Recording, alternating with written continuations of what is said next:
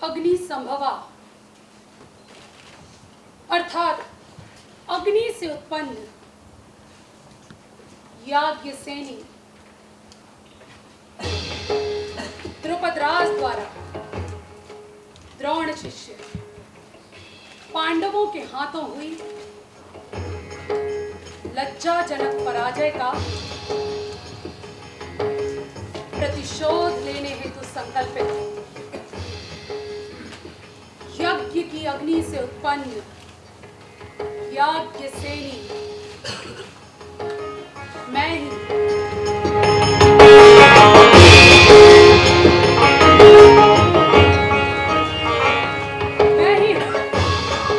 पांचाल राज्य की राजदुहिता पांचाल और मैं ही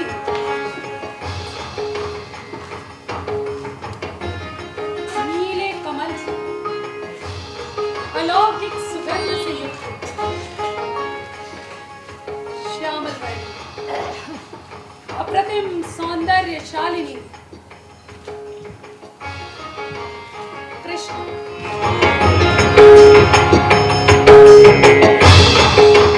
और द्रुपद सुधा द्रौपदी के नाम से वो सारा जग ही मुझे जानता है।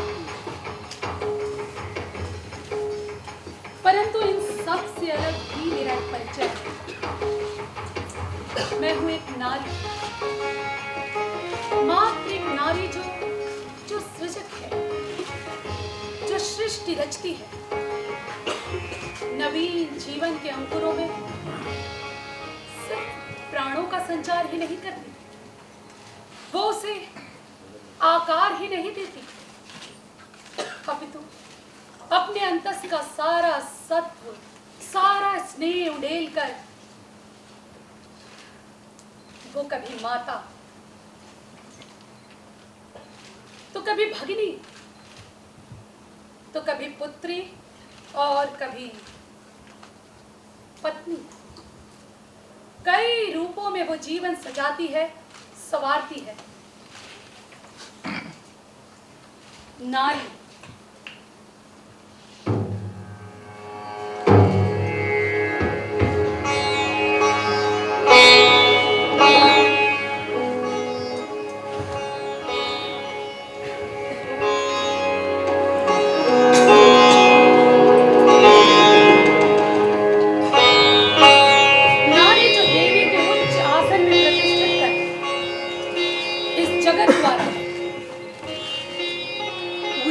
बढ़ती है, परंतु पुरुष की सत्ता से अलग उसका कोई स्वतंत्र अस्तित्व नहीं है।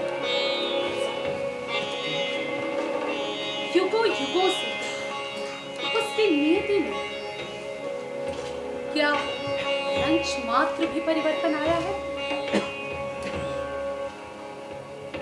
आज भी स्वतंत्र है वो? क्या आज भी नहीं है वो अबला, वंचिता और शोषिता? नारी की कथा तो युगों पुरानी है, परंतु मेरी कथा प्रारंभ होती है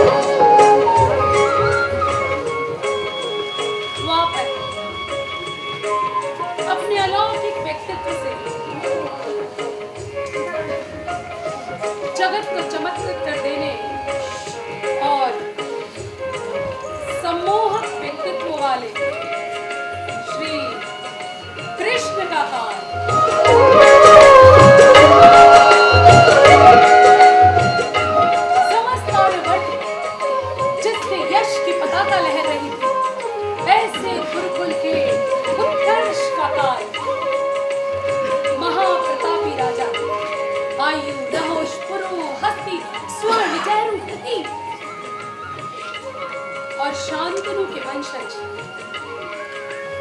दिग्विजयी कीर्ति वाले महाराज पांडु और उनके जन्मान अग्रज धृतराष्ट्र का काल।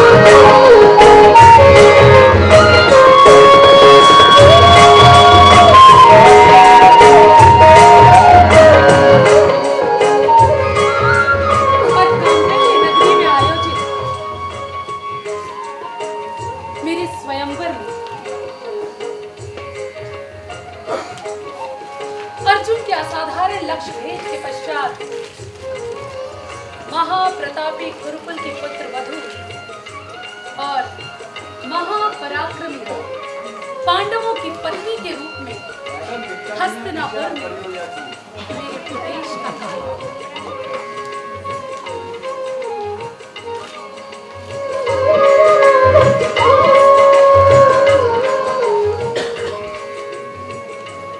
कौरव 100 थे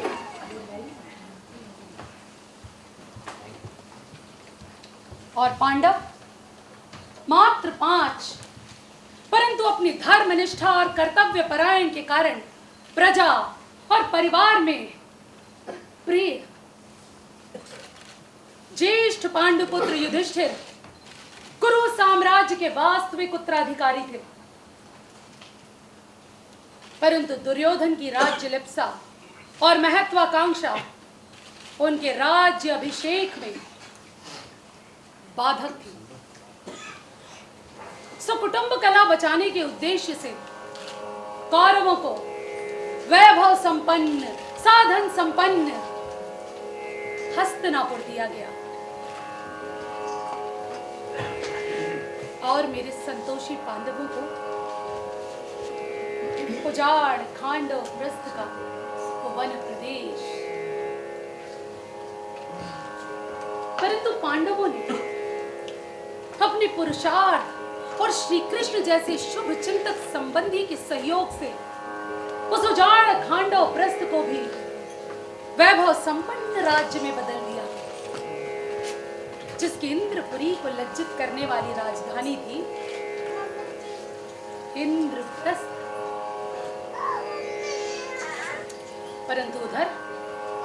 परंतु उधर साम्राज्य बंटवारे में मनवांछित हिस्सा पाकर भी उस दुर्योधन को संतोष कहां था। इंद्रप्रस्थ का वैभव तो उसे रात दिन दग्ध करता रहता था।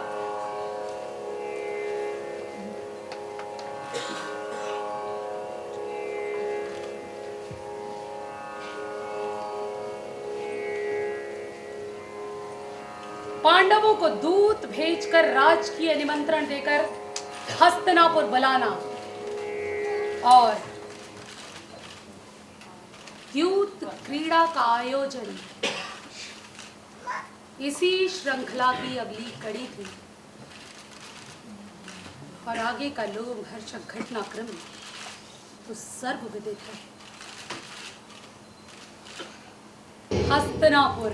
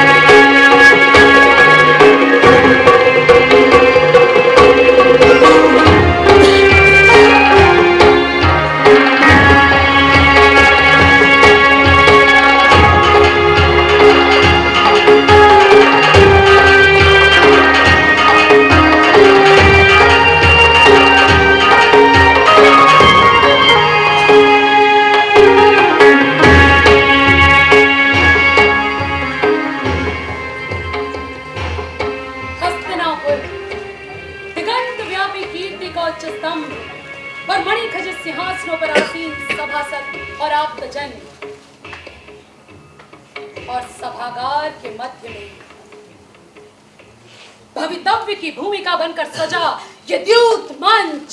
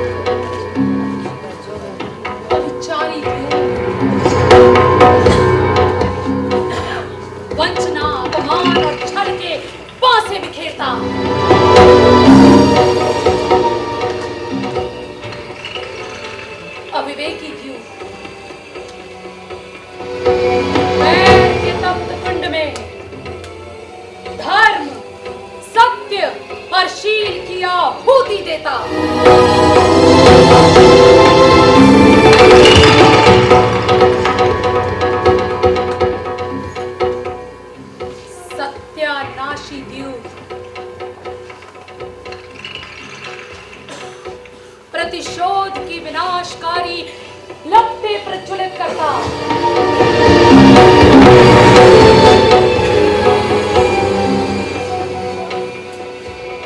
और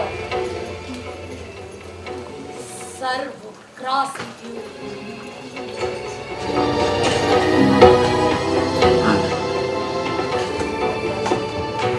युग के भीषणतम विनाश की भूमिका रचता।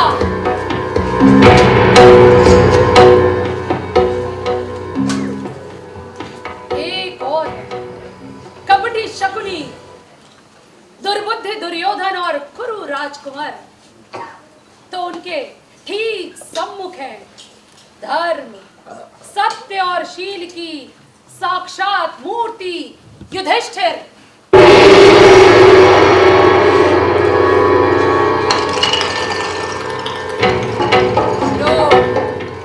उठा राजदंड,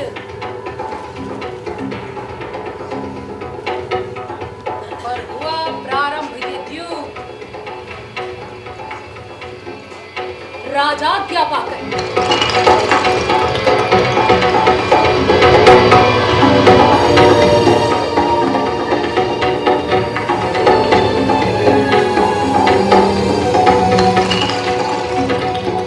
दांव पर दांव लगने लगे कपट पासों के ऊपर। 10 लक्ष गोधन, मणि माणिक्य पूरित राजकोष और स्वर्ण सज्जित सेविकाएं और अनुचर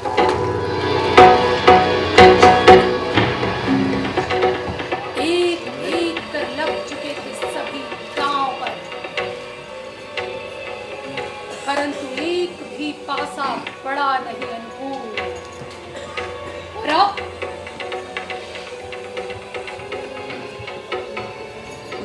और अब अनुजों को हार कर स्वयं धर्मराज थे दांव पर।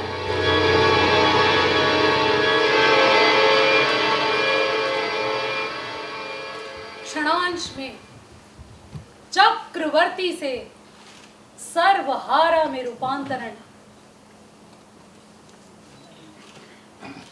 भला किस हेतु था नियति का यह आयोजन? किम कर्तव्य विमूढ़ पांडुपुत्र होकर चकित विवश देख रहे थे प्रत्याशित होता घटित। देकर दीन दासत्व क्या अब भी रुकेगा द्यूत? क्या अब भी होगा इस सर्वग्रासी द्यूत का अंत? क्या सर्वस्व हार कर भी दूर होगा अग्रज का मति भ्रंशम? परंतु तभी सांस रोक ली सभी ने।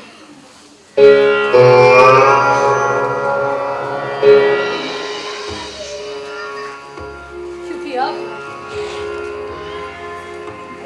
पांडव राज्य लक्ष्मी, पांचाली, द्रुपद सुधा द्रौपदी,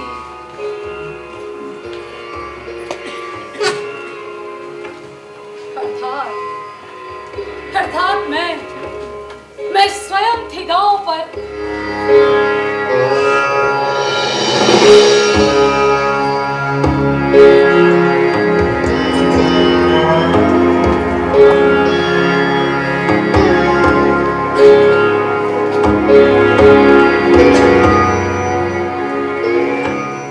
बहुत हुआ भागा, रोक दो इस बेचारी द्यूत को। गूंज उठा शकुनी का चुपता स्वर।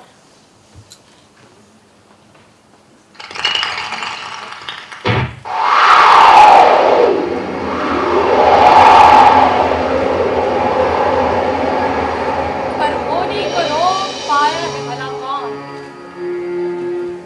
और अगले ही पल पड़ चुके थे पासे इस द्यूत पट पर।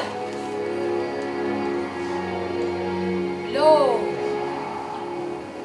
ये दांव भी हम जीते।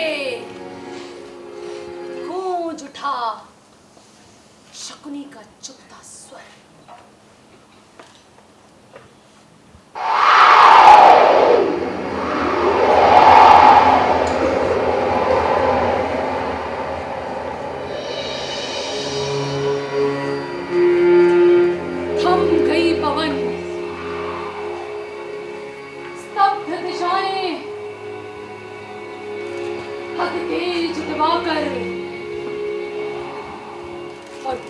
राजभवन के स्वर्ण शिखर पर गूंज उठा कौवे का कर्कश स्वर।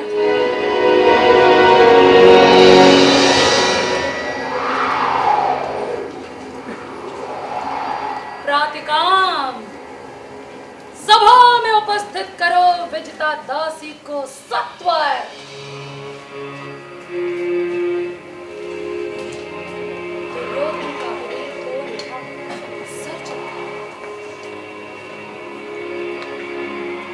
उपस्थित नहीं हो सकती है क्या? बोला प्रातिकाम नत्शिर। परंतु उद्यत दुर्योधन ने दी आज्ञा। दुशासन को तत्क्षण, जाओ दुशासन, शीघ्र ले आओ उस यज्ञ सुगंधित दासी को विरोध घसीट कर। अरे सूत कन्या से भी शूद्र दासी को भला क्या देना अवसर। और प्रत्यंचा चूतमान सा दुशासन दौड़ उठा, क्योंकि वीरत्व प्रदर्शन का उसे मिला था अद्भुत अवसर। और कुछ ही क्षणों में सभागार में गूंज उठा द्रौपदी का आर्त स्वर।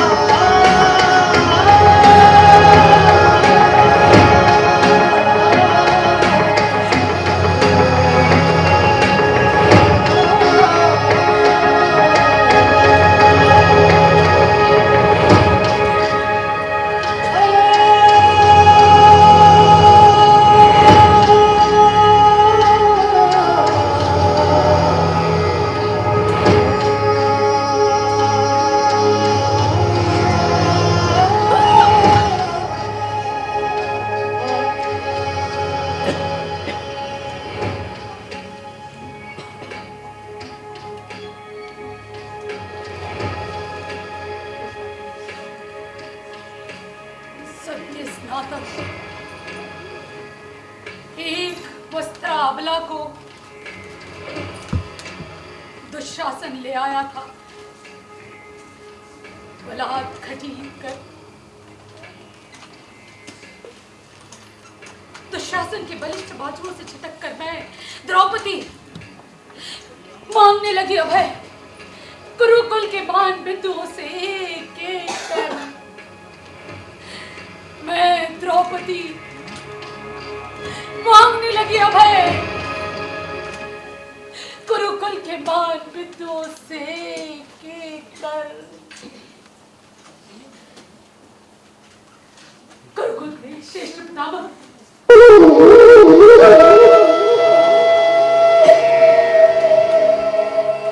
यशस्वी वीरवर कुरुकुल की स्पृशा मांगती है अभय। आंचल पसार कर आपकी पुत्र वधु मांगती है अभय। आंचल पसार कर कीजिए अपनी पुत्र वधु की रक्षा।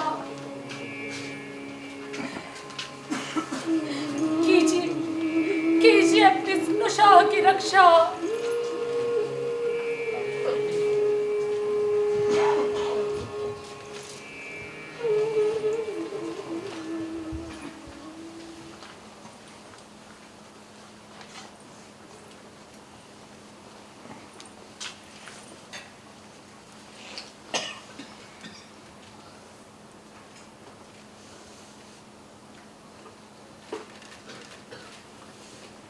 परंतु याचना थी व्यर्थ। मूक थे भीष्म, ज्वलंत तेज पुंज विख्यात धनुर्धर, जीवन की प्रथम पराजय स्वीकारी, परवश गंगा पुत्र ने मस्तक नत कर।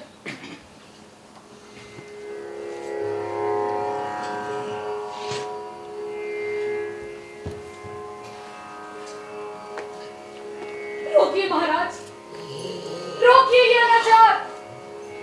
न हो कुरुकुल चंद्र की कीर्ति कलंकित, न हो इस प्राचीन राजसभा में शील का व्यापार। तहसीत्व स्वीकार कर करती रहूंगी सेवा जीवन भर। बस विपत्ति के इस दारुण क्षण में मेरी लज्जा की रक्षा कीजिए आगे बढ़कर। मेरी लज्जा की रक्षा कीजिए आगे बढ़कर।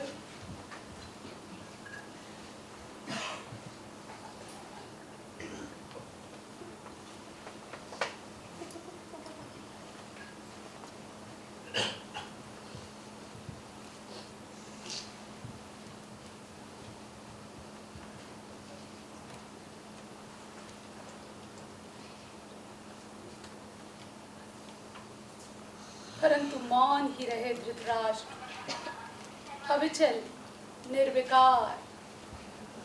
बस चेहरे पे पसरा था नेत्रहीनता के अंधत्व को, और गहरा था पुत्र मोह का अंधकार।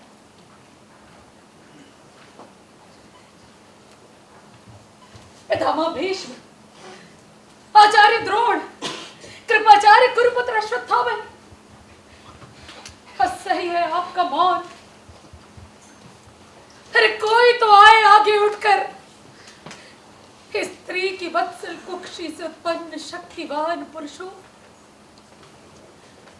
असहाय स्त्री की करुण पुकार भी यदि न कर सकी तुम्हारी चेतना का स्पर्श, अभय की आर्त पुकार भी यदि जगाती नहीं पुरुषार्थ आपका, धिक्कार है पौरुष आपका। और मानव जन्म व्यर्थ।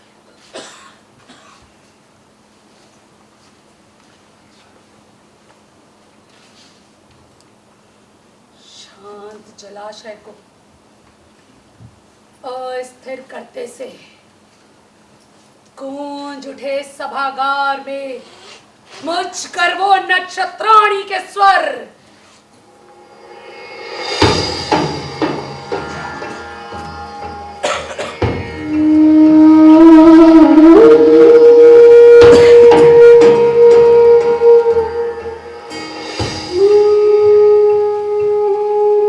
यदि धर्म सभा है ये, उपस्थित विज्ञ जनों के पास क्या है मेरे प्रश्नों के उत्तर? धर्म से ही होता है सत्य असत्य का निर्णय।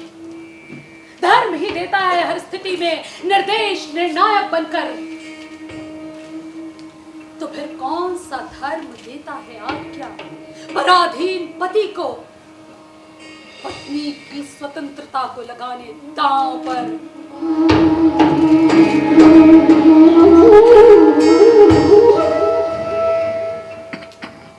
और यूं भी पत्नी नहीं है वस्तु, नहीं पति की संपत्ति।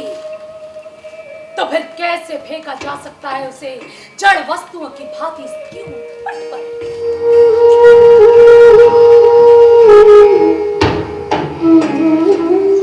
पितामह भीष्म, आचार्य द्रोण, कृपाचार्य कुरुपुत्र अश्वत्थामा, इन सभी के पास नहीं है मेरे प्रश्नों के उत्तर। मति भ्रष्ट कुरु पुंगवों के लास में डूब गए हैं तत्व ज्ञानी विदुर, महामति संजय और सूर्यदय विकर्ण के विरोध के स्वर।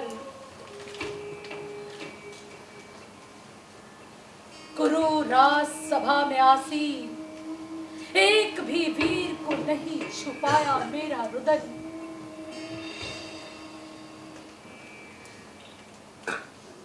सूर्यांश संभूत तेजस्वी कर्ण के विवेक को भी आज ही लगा तो ग्रहण। 5 पति पराक्रमी वीरवान क्यों देख रहे भरी सभा में मूक होकर। परिणीता पत्नी पांडु पुत्रों की जननी और इंद्रप्रस्थ की राज्य लक्ष्मी का असह्य अपमान क्यों नहीं विचलित कर सकी शास्त्रोक्ति विधि से अंगीकृत भार्या की अप्रतिष्ठा। क्यों नहीं उबल उठा रक्त।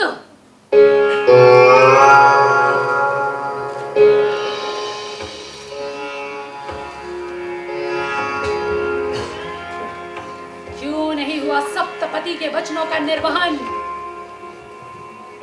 कहां विलुप्त हो गई धर्मराज की धर्म बुद्धि। क्यों नहीं उठी गदा। क्यों विफल हुई धनुर्वेद की सिद्धि। निष्फल रहे धृष्टद्युम्न संभ्राता के पौरुष और कीर्ति। अविवेकी दुशासन की कुत्सित चेष्टाएं करती ही रही कुरुकुल चंद्र की कीर्ति कलंकित।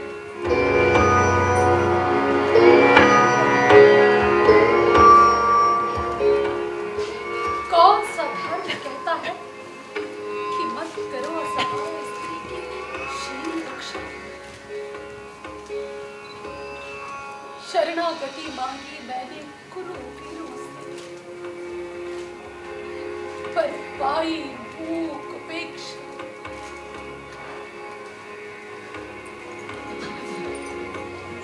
दासी के भरी सभा में केशों से खींच कर हुआ अपमान। नीच दुर्योधन का अनावृत चहनुओं पर बैठने का निर्लज्ज आह्वान।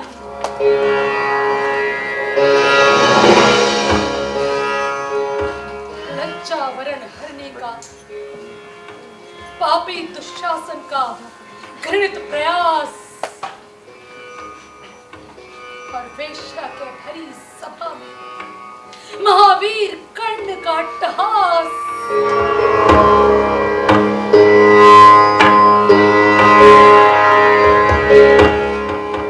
ये अपमान शील पर आघात सह्य मना संसार दग्ध करते रहेंगे अंतर्बाह को आजीवन। लेकर तप्त लौह रसाता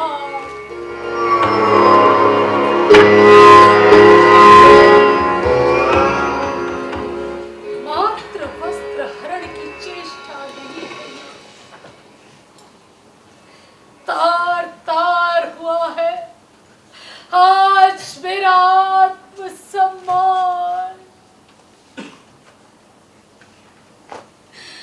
तार तार हुआ है आज मेरा आत्मसम्मान।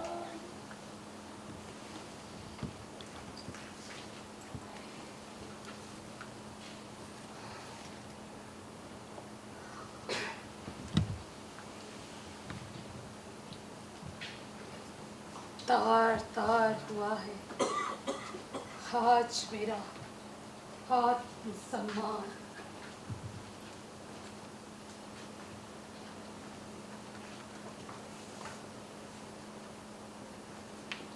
तार तार हुआ है आज मेरा आत्मसम्मान।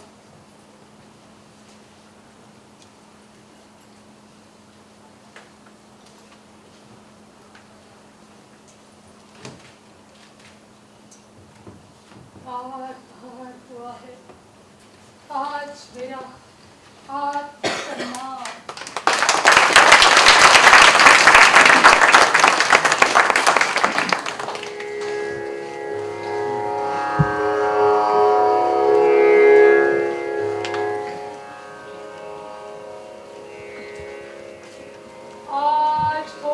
गई है प्रतीति मुझे,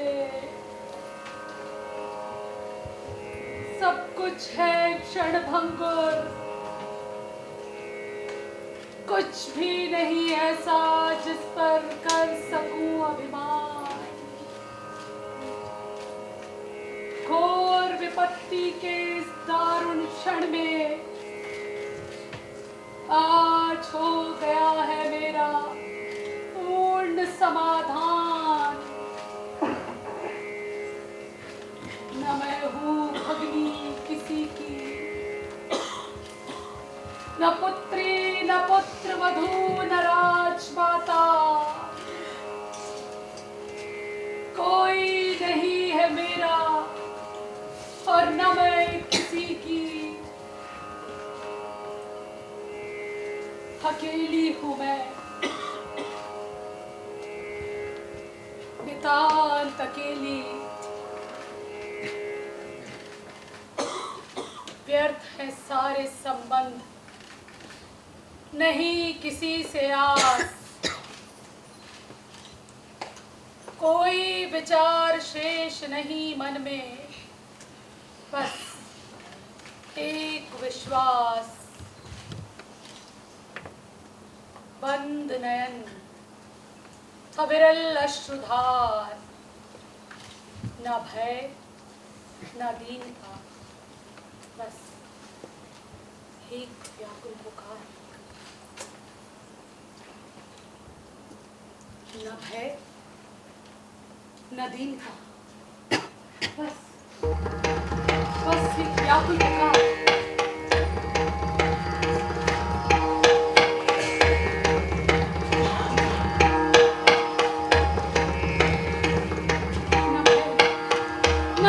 हे देवकी नंदन, मात देवकी यशोदा के मातृत्व की सौगंध आज। हे वासुदेव, तुम्हें अनुजा सुभद्रा के सम्मान की आन। हे गोपाल, वृष्णिकुल की दिगंत व्यापी कीर्ति का न होने पाए अपमान।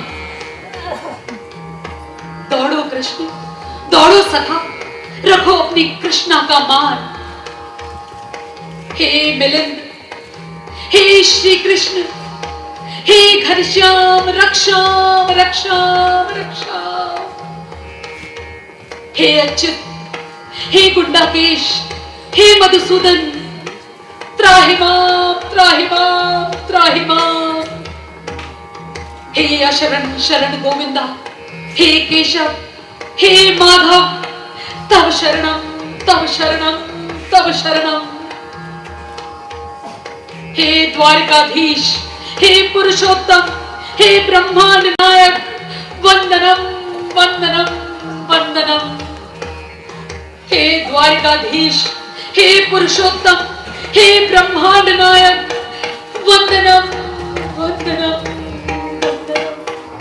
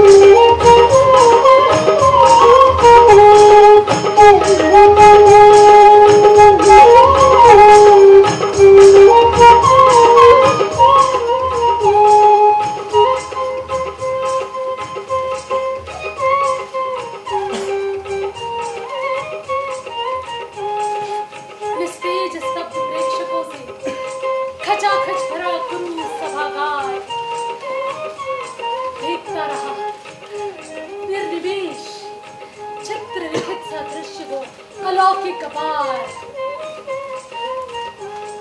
स्वर्णिम रत्ताभ नील बैजनी हरित रंग छटाओं वाले वस्त्रों का अंतहीन अंबार।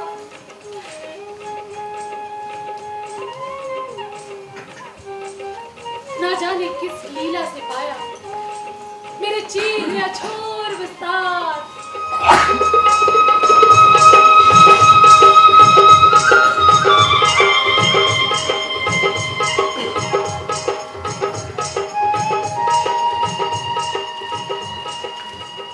आवेशित सी घूमती रही मैं, विद्युत लता सी अलौकिक प्रकाश पुंज से आवृत। शक्तिहीन थकित दुशासन धम्म से गिर पड़ा भूमि पर और किया पलायन। शकुनी, दुशासन, कर्ण और शतद्यूत के कर्णधारों ने लज्जित होकर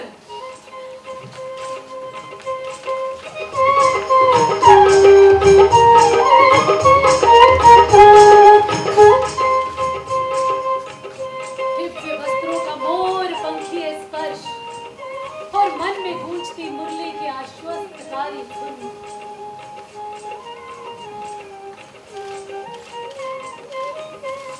अलौकिक हुआ है घटित, निस्तब्ध है भुवन। प्रभु, तुम्हारी कृष्णा की कृतज्ञता का नहीं है अंत।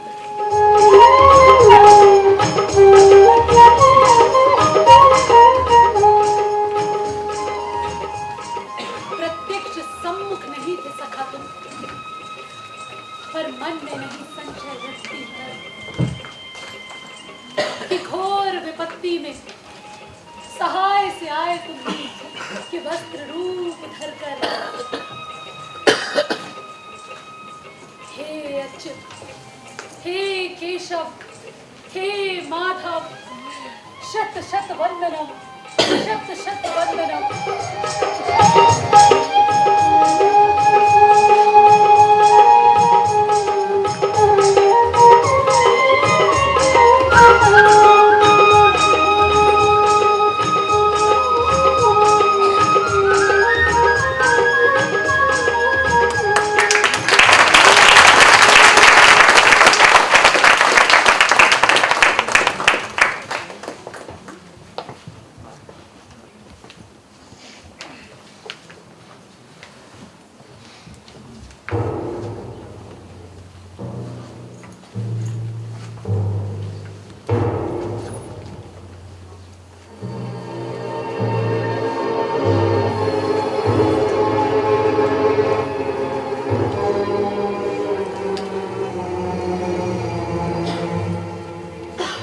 हस्तिनापुर,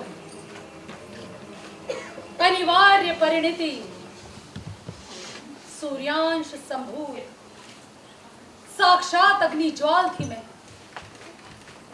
फिर भी मैंने घोर अवमानना सही। कौरवों पांडवों के आजीवन बैर की बिसात पर मोहरा बनी मैं। क्या इसलिए कि मैं नारी हूं? और अब तो शांत हो चुके हैं ये पासे, शेष हो चुका है द्यूत। पैराग्नि की चटकती ज्वालाओं के मध्य श्रेष्ठतम मानव मूल्य भी हो चुके हैं भस्मीभूत।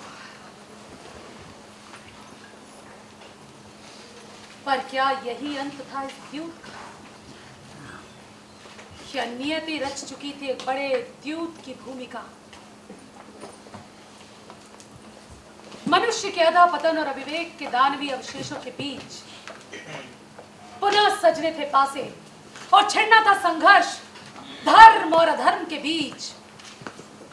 और इस अपरिहार्य कार्य में दांव पर थे सभ्यता और संस्कृति और बलि चढ़नी थी निरीह मानवता। युग और पात्र चाहे जो भी हो, त्रेता की सीता या द्वापर की द्रुपद सुधा द्रौपदी, जब भी आहत होता है नारी का सम्मान, दांव पर लगती है अस्मिता और हर नारी बन जाती है अग्नि संभव। प्रज्वलित होते हैं प्रचंड ज्वाल विध्वंस के, कांप उठती है सृष्टि और थर्रा उठती है ये वसुंधरा। छिड़ता है संघर्ष जब भी सत्य और सत्य के बीच, सजता ही है एक द्यूत मंच बार बार, और हर नारी बन जाती है अग्नि संभवा।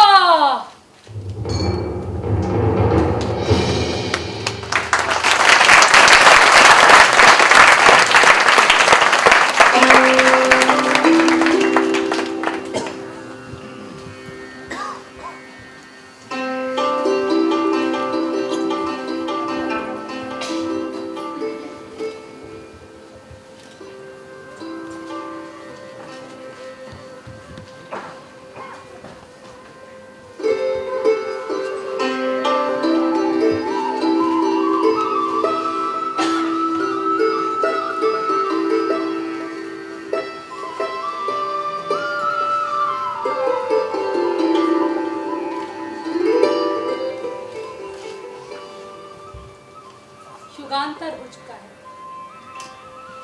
और मानवता प्रगति के ना जाने कितने सोपान चढ़ चुकी है, पर नारी के बारे में दृष्टिकोण आज भी कहां बदला। आज भी तो कहीं ना कहीं किसी न किसी रूप में नारी का सम्मान, उसकी अस्मिता दांव पर लगती है। कभी सृष्टि रचने वाले की कोख पे ही उसकी हत्या कर उसे जन्म लेने के अधिकार से वंचित कर दिया जाता है, तो कभी शिक्षा और जीवन में आगे बढ़ने के अवसरों से वंचित कर, तो कभी दहेज के दानवों के आगे क्रूरतम बलि देकर, तो कभी बलात्कार के घोर अपमान की आंच में जीवन भर झुलसने को छोड़कर मान अपमान, हार जीत, विरोध प्रतिरोध, हर खेल की बिसात पर आज भी वही लगती है दांव पर।